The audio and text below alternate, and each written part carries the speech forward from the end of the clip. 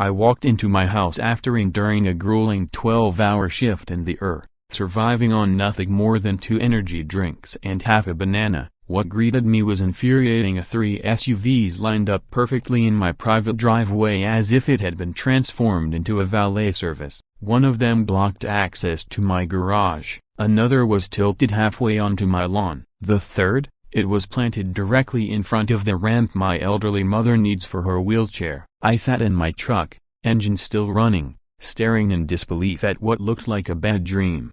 Apparently, the HOA had decided my property made the perfect venue for a brunch overflow, but this wasn't some accidental spillover. A neatly printed sign was taped to my mailbox: "Overflow parking for HOA Spring Brunch. Thank you, generous neighbor." Generous? I hadn't agreed to anything. Truth was, I'd been out of town for 2 weeks, not a single person from the HOA had contacted me, and then I saw her, Karen, wearing a straw hat, holding a mimosa and clipboard, strutting around with the satisfied look of someone who thinks they've pulled off a masterstroke. My home, my driveway, and my mom's accessibility had all been sacrificed for her little HOA extravaganza. At that moment, I knew I couldn't let it slide. If they wanted to play games, I had a few moves of my own. This wasn't just about where people park, it was about principle. And they were about to find out what happens when you push someone who's sleep-deprived, stressed, and fueled by righteous fury. The parking situation wasn't even the worst part, it was the entitlement. As I stepped out of my truck and walked toward the crowd in the cul-de-sac, I felt like I'd entered a reality TV show. Tables covered in bite-sized quiches, someone playing soft acoustic versions of old pop songs, and a dog walking setup nestled next to my hedges. Karen spotted me instantly and marched over like she owned the place, her heels clicking across the pavement with smug precision. She skipped any greeting and went straight to the point. "Oh, you're home early. We thought you weren't back until Monday. Don't worry, the cars will be gone by tonight. Hope you don't mind, it's just a small event." She said it so casually, like she was asking to borrow a bit of sugar. Only the sugar was my driveway and the ramp my mom needed to get outside. I asked directly, "Did you get my permission to use my property?" She hesitated, eyes darting to the side. "Well, technically, it's part of the shared access area depending on how you interpret the bylaws." Seriously? She was quoting HOA rules like they were gospel,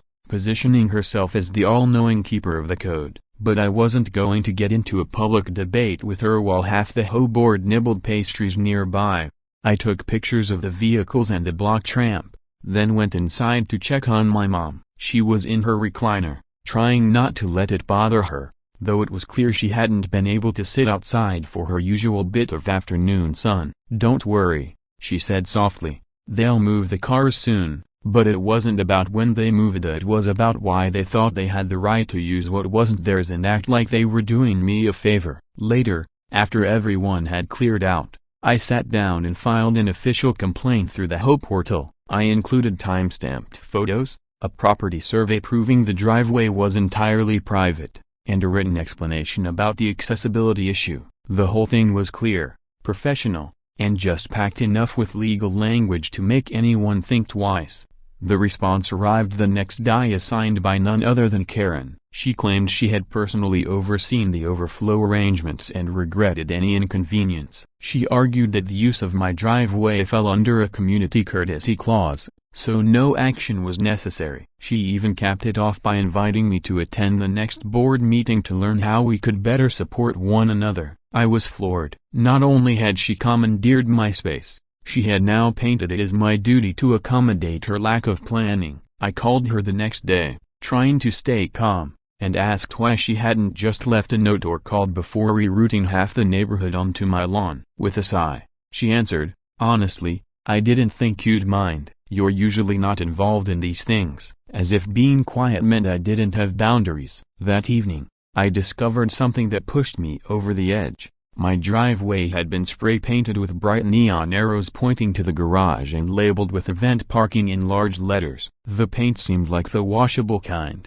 probably chalk-based, but it was so bold it looked like it had been sanctioned by the city. She was trying to make it look officially, like it had always been that way. I contacted the non-emergency police line to see if there was anything I could do. The officer was polite, but ultimately said that unless there was an active obstruction or signage warning against it, the issue was civil. The law wouldn't help unless I made sure it could. In the days that followed, I started talking to neighbors, and what I found was encouraging. It turns out I wasn't the only one tired of Karen. A number of them admitted she often acted alone, making decisions like approving sidewalk decorations or changing gate codes without consulting anyone. Karen had been making decisions without notifying anyone for ages. Once she even fined a neighbor for a supposed flower bed infraction that wasn't mentioned anywhere in the bylaws. But nobody had ever pushed back. She was loud, persistent, and knew just enough pseudo-legal language to keep people uneasy. That's when something in me shifted, not out of anger,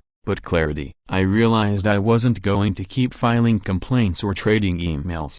If she wanted full access to my space, she was about to get it, just not the way she expected. I called up Carlos, a high school buddy who now owned one of the most respected construction companies in the area. Over drinks, I laid out the situation. He leaned back, let out a whistle, and said, "So, you're thinking of building a wall?" I nodded. "Not just any wall, a tasteful, low-rise, decorative brick wall that followed all local codes to the letter. It would be just tall enough to stop any car from entering and legal enough that Karen couldn't do a thing about it." Carlos laughed and took another sip of his drink. "You're going for revenge." It smiles back. I respect it. The idea was already taking shape. I'd apply for a landscaping modification permit, claiming I was adding a decorative garden border, maybe throw in some solar lights and a commemorative plaque for good measure. If necessary, the work would happen after dark. Karen would never see it coming until it was finished. She wanted a place for her guests to park. Finally, I'd give her a monument instead, a tribute to her ego,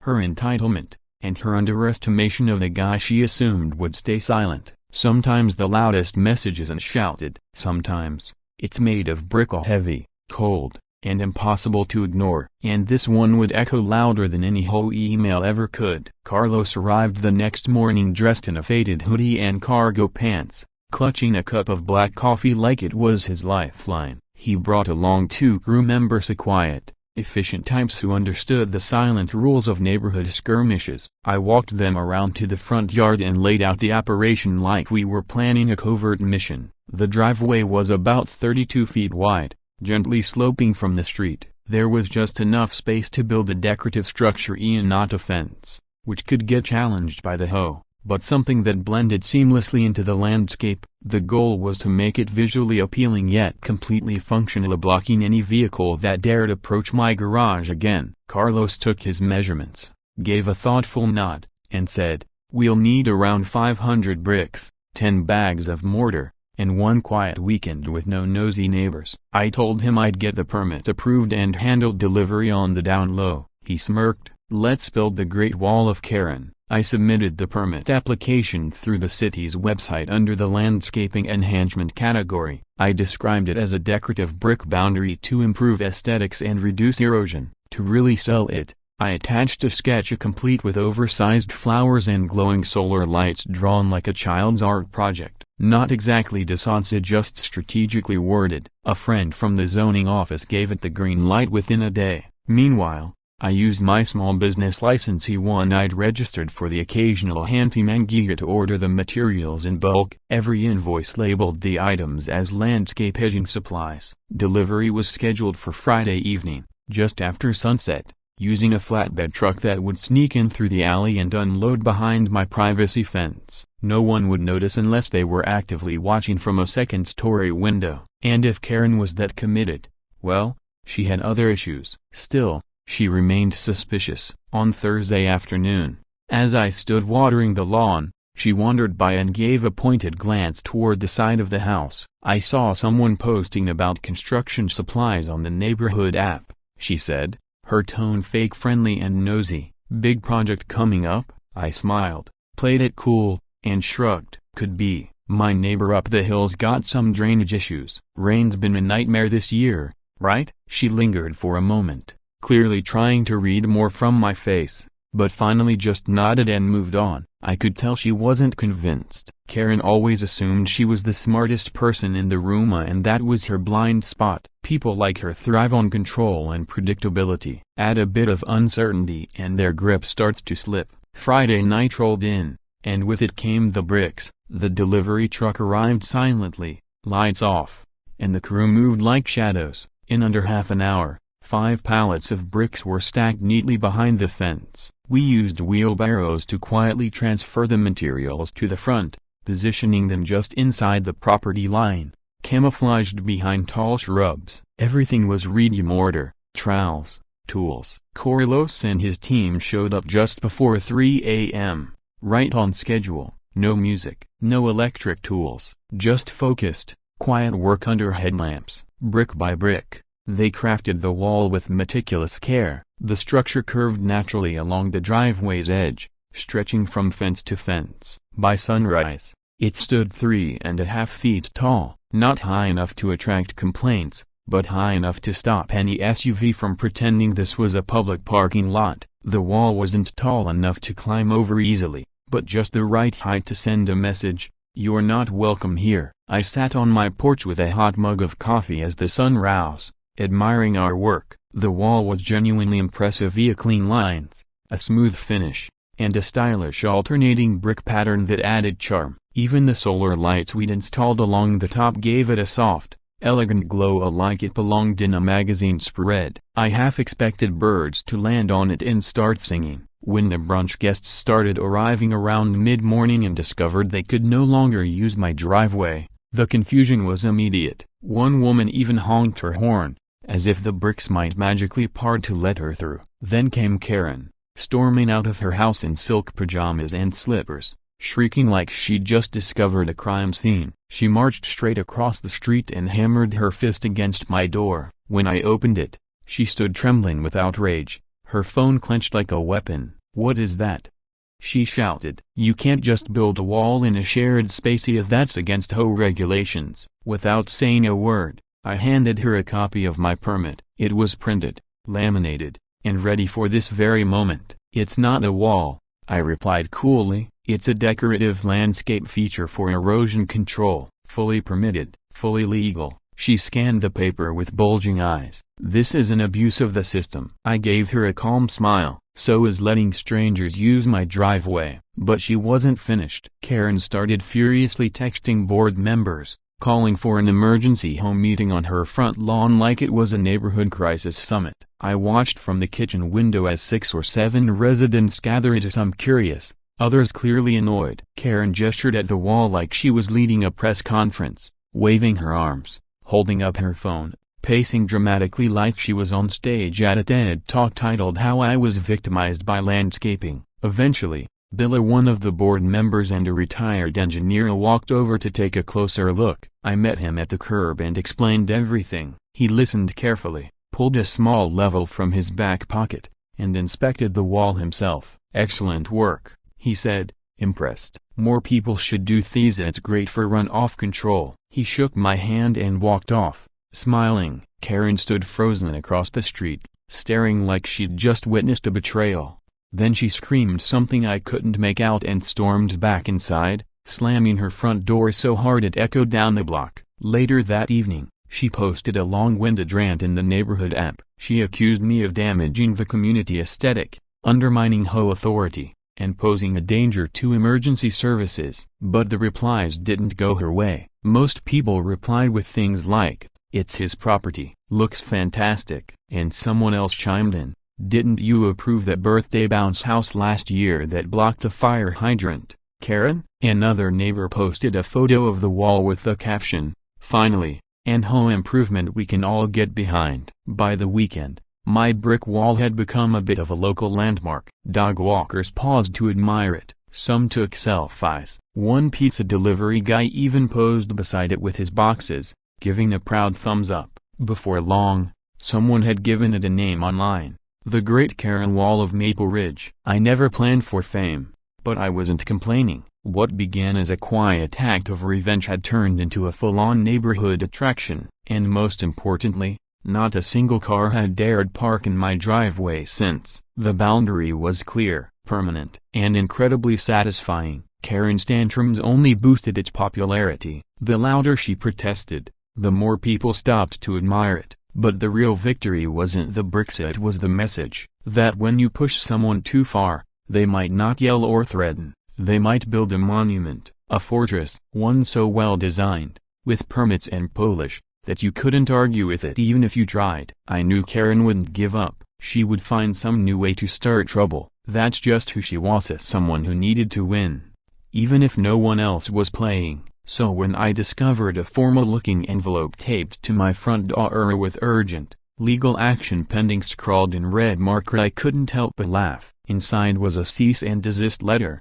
printed on glossy legal letterhead from a firm calling itself Rotherman Hughes. The letter accused me of erecting a hostile barrier in a shared access zone and violating multiple community rules and safety codes. According to the document, I had 72 hours to remove the structure or face fines, court action, and even possible expulsion from the HOA. It sounded official until you read it. First red flag, the contact number didn't connect to any law office. It rang twice, then hit a vague voicemail with no business name. Second, the attorney, the estate of Samuel Rotherman, Esquire. A didn't exist. I checked the state bar directory. Nothing. To be sure, I sent the letter to my cousin, who works at a legitimate law firm. He took one look at it and burst into uncontrollable laughter. "This isn't even good fake legal," he said between chuckles. She didn't even try. She hadn't even bothered to change the default font in Microsoft Word. The whole thing wasn't just unenforceably, it was downright embarrassing.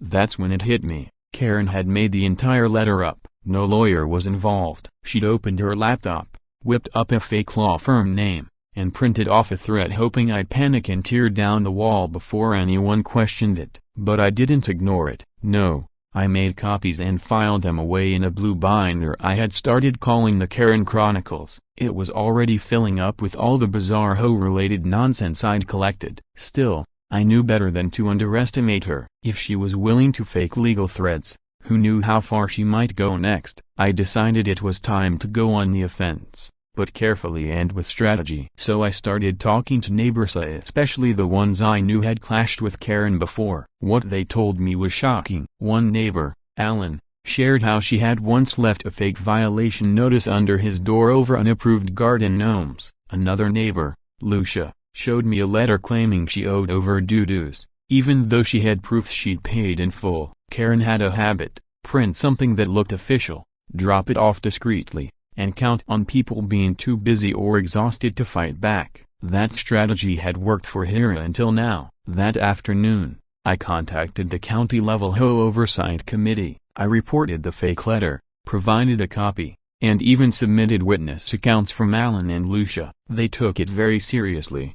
Apparently, impersonating a legal authority under the guise of HOA representation crosses a one that borders on criminal fraud. They told me an investigator would be in touch soon, but I wasn't stopping there. Karen wanted to play dirty? I'd show her how clean, calm, and by-the-book retaliation works. I invoked a clause in the HOA charter that allows any resident to request a special board meeting if enough signatures are collected. It took me less than 2 hours to gather 7. People had had enough, and the wall seemed to give them a little courage. The emergency meeting was set for Thursday night at the community clubhouse. You could feel the tension thick in the air before it even started. Karen showed up dressed like she was heading to a courtroom, a blazer, binder, and the smug expression of someone who still thought she could talk her way out of anything. She even brought a color-coded slideshow. But as soon as the meeting began, the tables turned. An investigator from the Oversight Committee arrived unannounced and asked to speak first. Holding up a copy of the forged cease and desist letter, he turned to Karen and asked, "Did you send this?" Karen nodded with confidence and claimed it was part of a community safety measure. "Where did you get the legal authority?" he asked. She hesitated. He pressed again. Her voice grew smaller. Then he read aloud the legal penalties for forging an official document. Fines up to $5,000 and potential misdemeanor charges. Karen's face drained of color. She slowly sat down and said nothing else. The entire board fell silent. For years, Karen had operated with untouchable confidence. Now, everyone saw the truth. Then the floodgates opened. One by one, residents shared their stories of threats, fines, intimidation tactics. Some were frustrating, others heartbreaking. An older neighbor broke down in tears as she recalled how Karen harassed her about weeds shortly after her husband passed away. Karen tried to interrupt, but the board president raised his hand to stop her. "You've misused your authority," he said firmly. "You've forged legal documents, and you've caused unnecessary stress to this entire community. Effective immediately, you are suspended from all whole leadership roles, pending a full investigation." The room burst into applause. The next day, Karen's house was silent. Her blinds were drawn, no clipboard in sight, no dramatic pacing up and down the sidewalk. It was eerie, like someone had turned off the power in her little kingdom. That weekend, the Oversight Committee posted a notice announcing a formal audit of the HOA's finances and communications from the past 2 years. I wasn't shocked. Karen hadn't just bent the rules as she'd likely buried a few underlayers of technicalities and forged signatures. I decided to help. Quietly, I compiled everything I had: photos, emails, old printed notices, and submitted them anonymously. Among the evidence was a note authorizing emergency fence repairs using HOA funds. Yet no one on the board recalled approving it, even though most people could probably guess who had sent it all in. I wasn't looking for credit, I just wanted the community to heal. And something strange started to happen. Without Karen micromanaging every lawn trimming and mailbox color, people actually started talking. Neighbors I barely knew waved at me, stopped to compliment the wall, or dropped off cookies to say thanks. A group of kids even asked if they could paint flowers and positive messages on one side of the wall. I told them yes, if the wall was going to mean something, it might as well stand for unity. The irony wasn't lost on anyone. Karen had tried to use my driveway as a way to assert control. Now, that same space had become a symbol of resistance and renewal. By the third week, Karen had become community shorthand for manipulation. People joked, "Don't pull a Karen," or warned, "Careful or she might letter you." Everyone laughed. Karen made one final attempt to regain her status. She posted a video in the community group, claiming she'd been misunderstood, wronged, unfairly portrayed, but no one bought it. The top comment under her video said simply, "Forging a lawyer isn't a personality trait." It had hundreds of likes. I knew it probably wasn't the end. People like Karen don't disappear quietly. But from now on, she wouldn't be unchecked, because now, there was a wall, and the man behind it wasn't afraid to stand his ground. And with permits, patience, and a plan, they wait quietly, seething beneath the surface, hoping the tides will shift back in their favor. But I was prepared. I had exposed her game. I had documented every detail. Most importantly, I had turned her greatest tool Fira into a community-wide punchline. And once a joke lands, it's nearly impossible to take it back. The wall remained a solid, immovable, and symbolic. Just like me, if Karen planned to throw more obstacles my way, she'd quickly learn this wasn't just about bricks anymore. I had something far stronger on my side: documentation, patience, and a united neighborhood. After her suspension, the peace that followed felt almost airy. For the first time in years, the streets were calm, not a peep from her walkie-talkie patrols, no neon notices shoved under doors,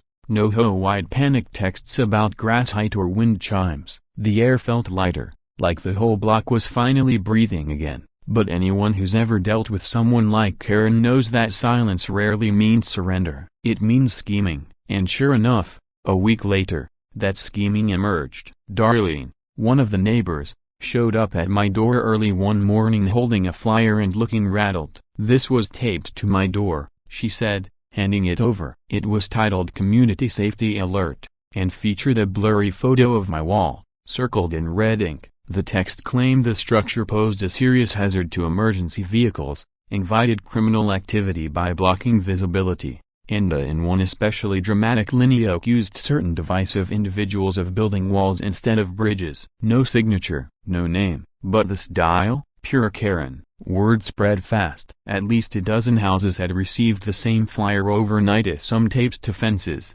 some tucked under mailbox flags, even one stuck into a potted plant like a deranged floral arrangement. No one came forward to claim responsibility. But that's what security cameras are for. One neighbor, Harold, had his Ring cam set to detect movement after midnight. He pulled up the footage and grinned as he showed me. There she was, a Karina in a hoodie, sneaking from porch to porch like some HOA vigilante, delivering what might as well have been hate mail. Harold zoomed in. You could see her face, her gait, even her license plate as she crept through the cul-de-sac. When I asked him what he planned to do with the footage, he chuckled and said, "Already sent it to the Oversight Committee. I figured they'd want to see how suspension's going."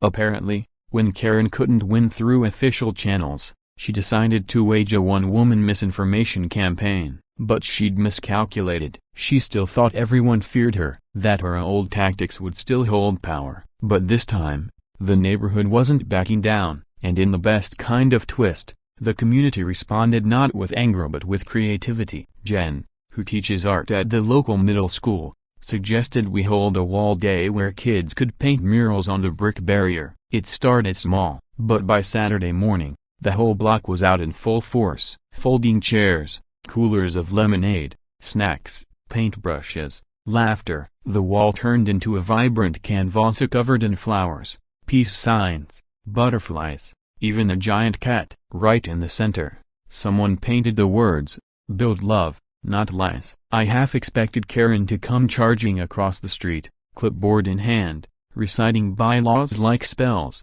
but she never appeared. Instead, she retaliated in her own passive-aggressive fashion. She filed a formal noise complaint, claiming we were holding an unauthorized public gathering that threatened community tranquility. The officer assigned to respond was Officer Lewis, a veteran who had seen it all and apparently knew Karen well. He pulled up, glanced around at the kids painting sunflowers and unicorns, and said, "Looks like a real danger zone." With a laugh, he checked the noise level, took a few photos for his report, and then bought lemonade from a kid-run stand. Before leaving, he turned to me and said, "Keep up the menace, Picasso." Karen wasn't done. The following week, she tried poring through the HOA's financial records, hoping to uncover some trace of misused community funds linked to the wall. When that failed, she pivoted to claiming it was a danger to emergency access. Unfortunately for her, I had already gotten clearance from the fire marshal when I filed the permit. Still,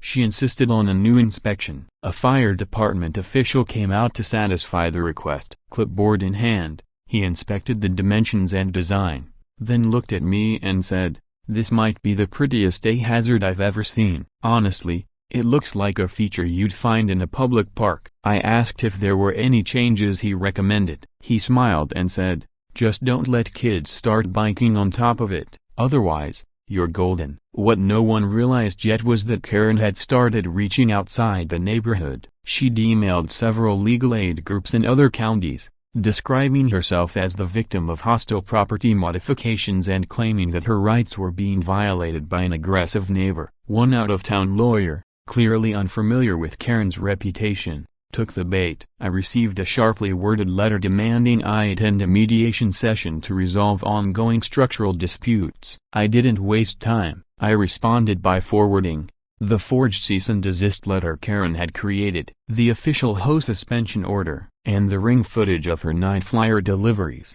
I never heard back. Something told me that lawyer realized DeFasta who he was dealing with. The lawyer Karen had recruited had about as much legal authority as a squirrel on a trampoline. Meanwhile, the HOA Oversight Committee pressed ahead with their audit and the results were more damning than anyone expected. Turns out, Karen hadn't just faked a few documents and sent out threatening letters. She had been rerouting discretionary HOA funds meant for shared landscaping and community repairs into what she labeled as community improvement expenses. But those improvements turned out to be purchases for her own backyard: solar lanterns, an outdoor speaker system, and a cozy portable patio heater. All told, she'd funneled over $3,000 of neighborhood money into her personal oasis, hiding the transactions behind vague descriptions and approving them herself with rubber-stamped documentation.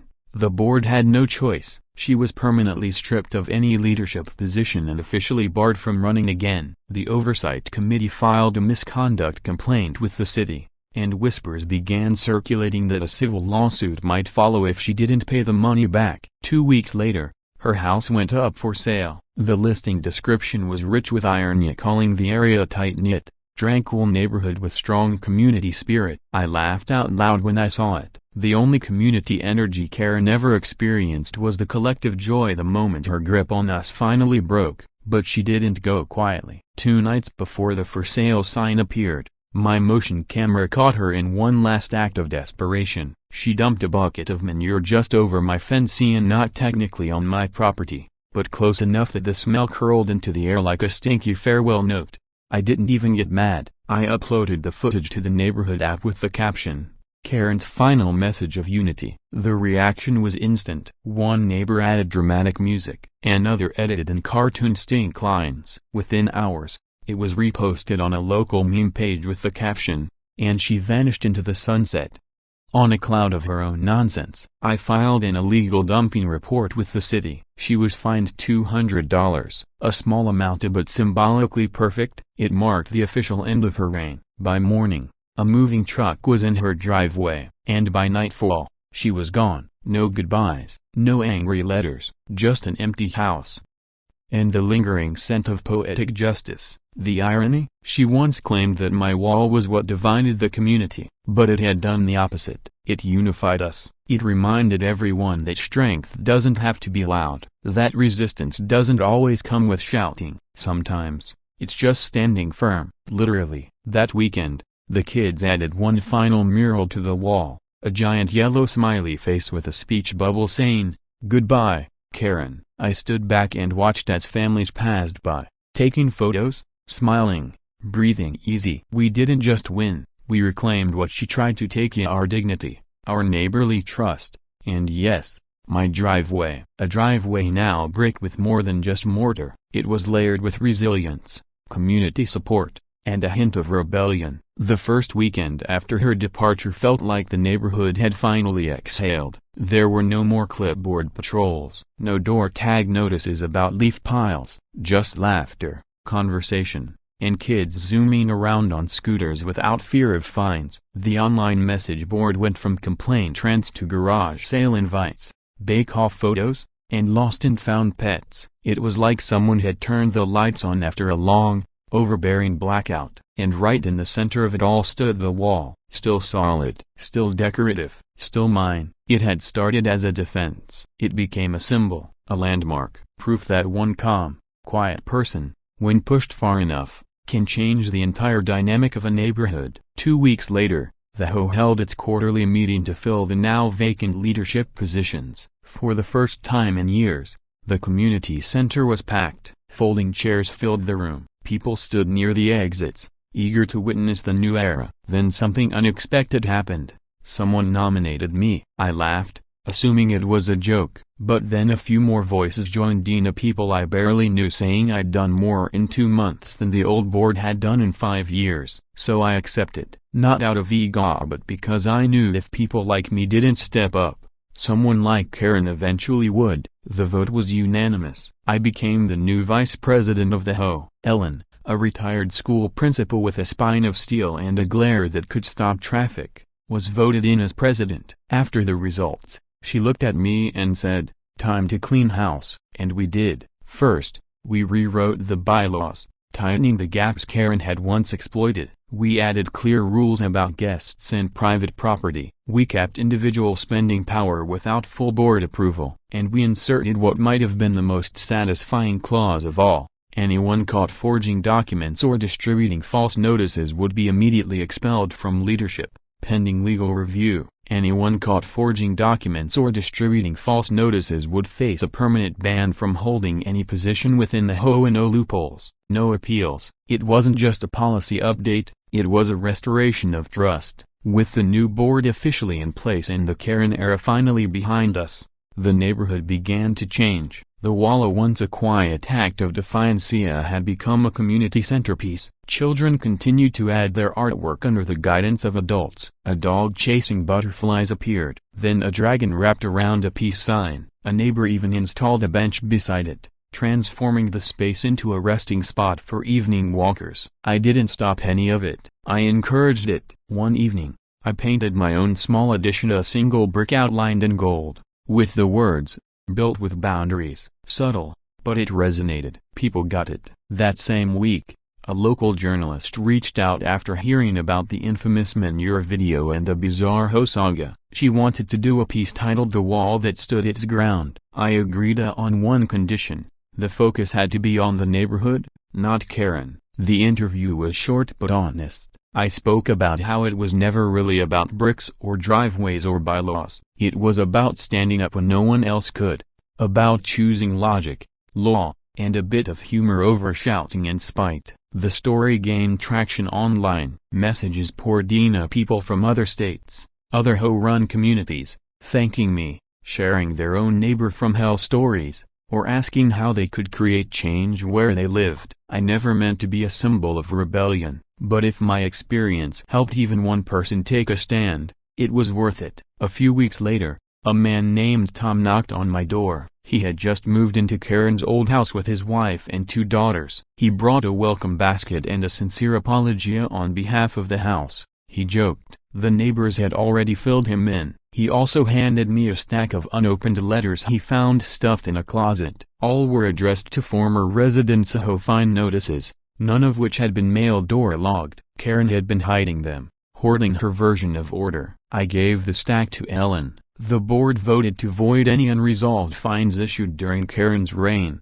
citing a complete lack of credibility. One family was so relieved, they brought brownies to the next meeting. As spring turned into summer, the community bloomed. With the HOA funds properly managed, we repaired sidewalks, added lighting to the walking trails, and expanded the community garden. Monthly potlucks became a beloved tradition. People gathered in the park to share food, stories, and laughter. The wall, once a battleground, now served as a backdrop for everything from children's birthday photos to holiday displays. On the 4th of July, someone wrapped it in red, white, and blue streamers and lined the top with mini flags. One mural of a smiling bald eagle even got mistaken for me. I didn't argue. Through it all, I stayed grounded. I worked my job, took care of my mom, and kept showing up to board meetings just to make sure no new Karen emerged from the shadows. Eventually, people started seeking my advice, and not just on HOA rules,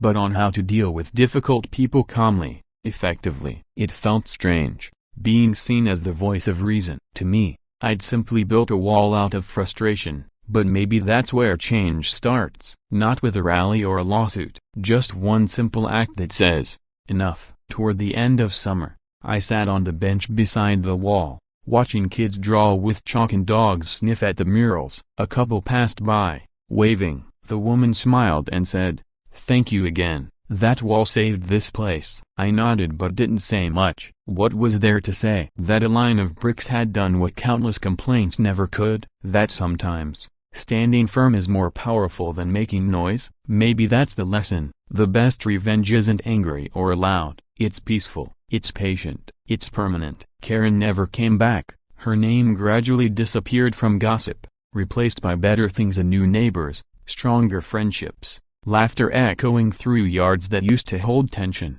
But her legacy remained in the form of a lesson, that silence isn't agreement, that fear only works until someone calls it out, that communities don't thrive under control, they thrive through accountability. And so the wall stood, and not as a grudge, but as a monument, a quiet reminder that decency can win, that strength doesn't have to shout, that one person, standing their ground, can inspire a neighborhood to rise, brick by brick. And we never looked back.